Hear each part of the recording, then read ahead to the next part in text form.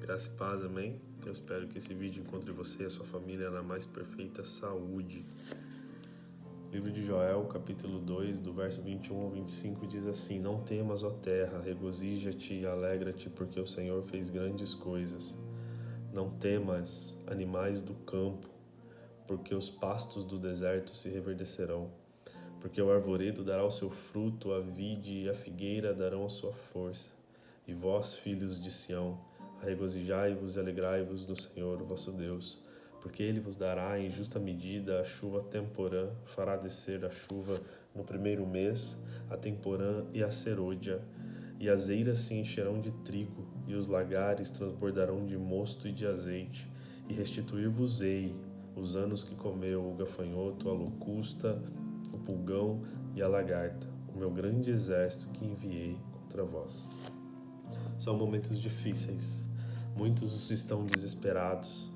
Uns estão abatidos e preocupados. Outros deixaram a tristeza e a depressão entrar no seu coração. Outros acham que é o início do fim. Mas a palavra de Deus conforta os nossos corações, mostrando que a nossa esperança está viva.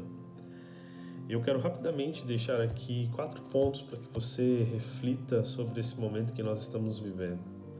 O livro de Joel inicia mostrando que uma grande praga é enviada por Deus para castigar o próprio povo por conta do seu comodismo.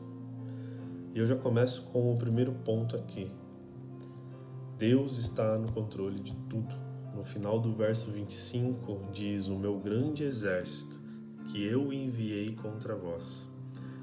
Uma coisa que nós precisamos entender é que Deus sempre esteve, está e sempre estará no controle de tudo. Ele não é pego de surpresa. A sua palavra nos mostra que o que não vem dele acontece por permissão dele. Joel inicia a sua profecia amando de Deus, fazendo uma pergunta aos anciãos no capítulo 1, verso 2. Ele diz assim: Escutai, anciãos, aconteceu isso no dia dos vossos pais? Contai isso para os seus filhos, e os seus filhos para os filhos deles, e os filhos deles para os filhos deles. O segundo ponto que eu quero falar para você é: lembre-se. O povo de Israel estava vivendo dias turbulentos também, dias difíceis. O que Joel estava dizendo para os anciãos é: falem desses dias para que as gerações futuras sejam edificadas, para que não cometam os mesmos erros de vocês, mas que eles não se esqueçam dos milagres e das promessas que Deus fez. Lembrem da salvação do Egito. Lembrem que os seus pais andaram a seco no Mar Vermelho. Lembrem-se do maná que desceu dos céus. Lembrem-se de tudo o que Deus fez por vocês. Os dias que estamos vivendo também são maus, são dias turbulentos, mas nós não podemos nos esquecer das promessas que foram feitas. Não podemos esquecer das palavras de conforto de Jesus. Precisamos nos lembrar que a nossa morada não é aqui. Precisamos nos lembrar que o meu e o seu nome está escrito no livro da vida. Lembrar principalmente que Jesus, a nossa esperança, vive e você está vivo. Mateus 11 e versículo 28 diz: Vinde a mim, a todos os que estão cansados e oprimidos, e eu vos aliviarei. Isaías 40, 31, mas os que esperam no Senhor se renovarão as suas forças e subirão com asas como águia. Correrão e não se cansarão, caminharão e não se fadigarão. E João 16 e 33. Eu disse essas coisas para que em mim vocês tenham paz. Neste mundo vocês terão aflições. Contudo, tenham bom ânimo. Eu venci o mundo. O profeta continua, o terceiro ponto que ele nos dá é um alerta. A partir do capítulo 1, verso 5, ele diz: Despertai, ébrios. E esse é o terceiro ponto que nós vamos falar. Despertai. Ébrio é um termo utilizado para uma pessoa que vive constantemente embriagada. E assim somos nós. Vivemos constantemente embriagados pelas coisas deste mundo, embriagados com o nosso tempo, embriagados com os nossos problemas, embriagados com os nossos trabalhos, com o entretenimento, embriagados muitas vezes com as coisas de igreja, cargos, religião, poder, política, mas nos esquecemos de nos embriagar do próprio Espírito Santo. Você não está preso na sua casa ou encarcerado, como muitos estão dizendo, porque Deus está te condenando. Não. Deus colocou você, homem, dentro da sua casa porque você precisa ter um despertamento como esposo, como pai, como sacerdote. Deus colocou você, mulher, dentro da sua casa porque você precisa ter um despertamento como esposa, como mãe, como mulher que edifica a sua casa. Filhos precisam ser despertados para que entendam que não são maldição na vida da família, mas que são bênção e herança do Senhor. Despertarmos como família, não há culto mais íntimo que um culto em casa. E isso já não estava sendo mais praticado, já tinha praticamente sumido do nosso meio. Nos apegamos às paredes dos templos, às lives da internet, quando devemos nos achegar a Deus como família, buscar a Deus não apenas com os nossos títulos e credenciais, mas como pais, como maridos, como mães, como esposas, como filhos sedentos por Cristo. É em nossas casas que nos mostramos verdadeiramente quem somos. É em nossa casa que as máscaras caem. Na minha casa, minha esposa me conhece. Eu conheço a minha esposa.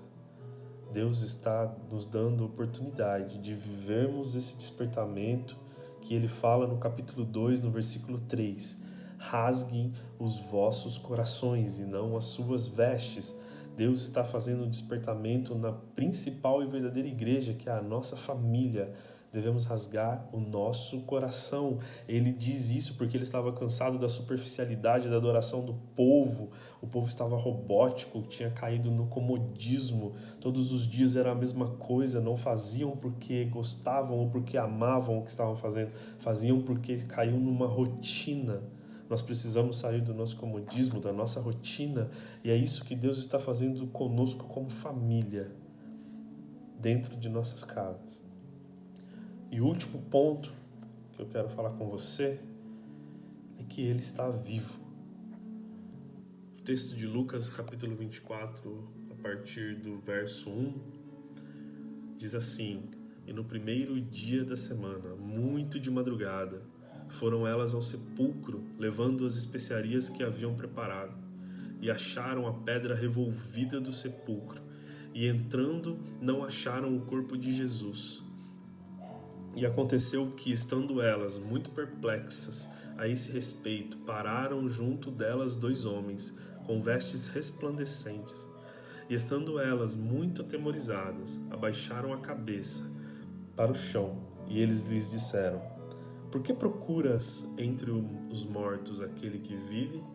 Ele não está aqui, mas ressuscitou. Nós podemos nos atualizar, nós podemos assistir os jornais, nós podemos acompanhar pela internet, nós podemos ouvir áudios, vídeos, nós podemos todos os dias nos atualizar das notícias que estão acontecendo no Brasil e no mundo.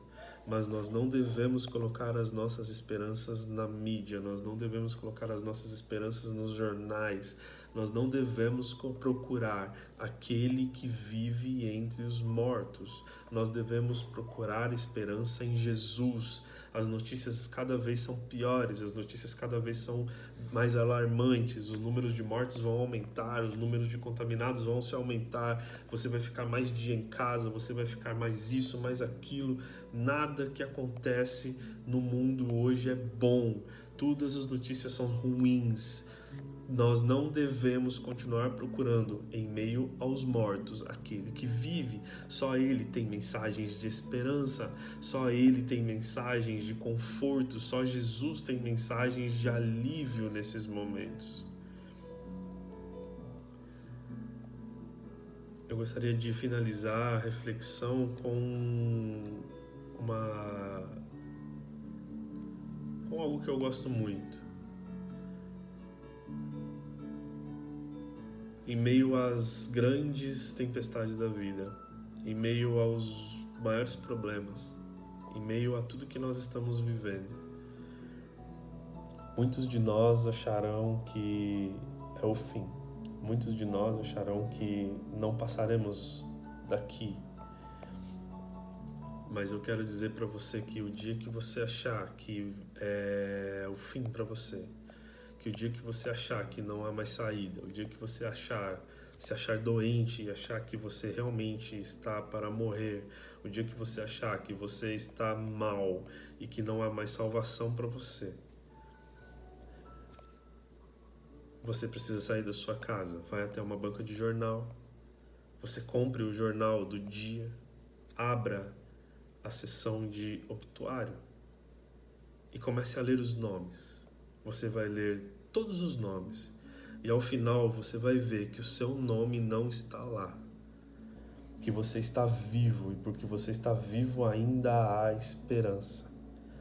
Ainda há esperança na esperança que é viva.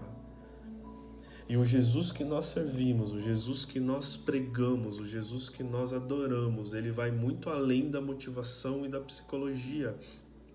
Porque um dia alguém morreu fisicamente. E quando ele chegou naquele lugar onde havia o morto, Marta se joga aos seus pés e ele olha para ela e ela olha para ele e ela diz: Jesus, se o Senhor estivesse aqui, o meu irmão não havia de morrer. Eu imagino que Jesus pega a Marta, dá um abraço nela e diz para ela, olhando nos olhos: Marta, eu sou a ressurreição e a vida, e aquele que crê em mim, ainda que esteja morto, viverá. Então, mesmo que você esteja fisicamente morto, mesmo que você esteja espiritualmente morto com tudo que está acontecendo aqui, tudo que está acontecendo nessa terra, saiba que a esperança é viva e é a vida. É Ele quem diz se você vai morrer ou não. É Ele quem diz, é Ele quem dá o dom da vida, é Ele quem tira a vida, é Ele quem cuida de nós, é Ele quem nos guarda, é Ele quem nos conforta, é Ele quem nos consola. Que você possa receber o Espírito Santo de Deus na sua casa. Que você possa ter a certeza de que o nosso Deus está no controle de tudo. Que você possa se lembrar de tudo que você já viveu, das promessas que Ele tem para você e contar do que você está vivendo hoje para os seus filhos, para que eles entendam e não cometam os nossos erros. Que possamos viver esse despertamento que Deus está nos dando a oportunidade e que possamos nos lembrar todos os dias que Ele está vivo, que Ele é vivo, que Ele está entre nós, que nada está fora dos seus planos. Amém? Que Deus abençoe.